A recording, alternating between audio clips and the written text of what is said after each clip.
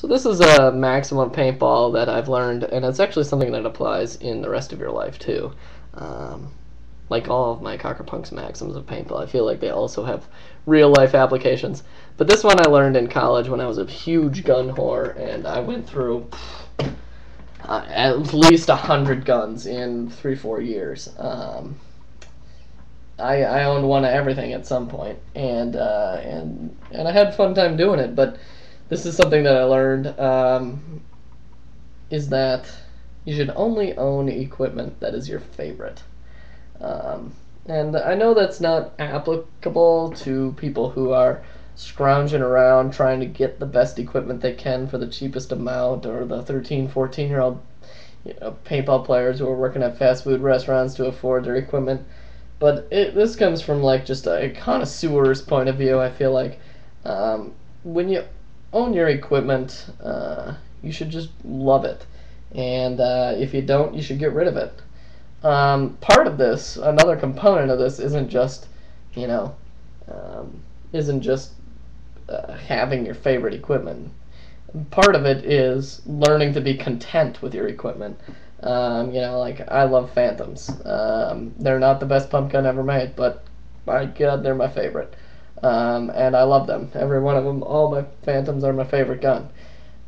So there's two components there. One is have realistic expectations, and then the other one is maintain those realistic expectations despite what the gun may be. Like the gun that really taught me this lesson was I had an Aaron Carter Buzzard, which I love to death. It was blue and silver, which blue and silver are my favorite colors for guns. That's the reason why my Carnivore is blue and silver. I love blue and silver. They look great together. Blue is my favorite color.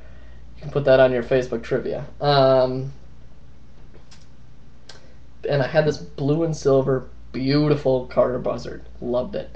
For like 2 years I had this gun. Absolutely adored this gun. But every time I tried to use it on the field, it gave me problems. Every time.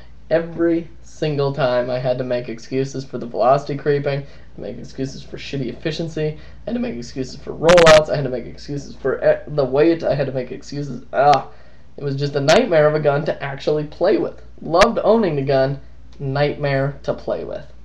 And so I finally got rid of it, and that's pretty much when I coined this term here, because I had what I had wanted all this time, all these times that I had made do with Phantoms. As a 16, 17, 18-year-old kid, I finally had the means to buy myself a Carter, and then it turns out that the Carter was not any better. So this Maxim has two components, like I'm saying. It's have realistic expectations, but then it's also hold those expectations even when your emotions override your capability. If you love a gun but it never works for you, get rid of it. It's just a headache. Get rid of it. Guns are for enjoying when you're playing paintball, and you should just get rid of it if it's not working for you. So yeah,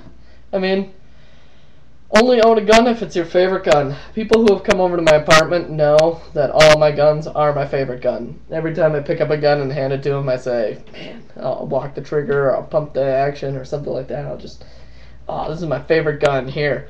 And then they'll be like, oh, what's that one? And I'll go grab that one, and this is my favorite gun every time.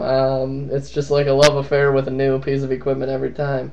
And once you have the means to support what you want and what you want versus what you need, just make sure that you keep your eye on the ball in terms of having your favorite. And like you can have more than one favorite. I got 10 favorites at any one time. But make sure you actually enjoy what you have and aren't just putting up with it.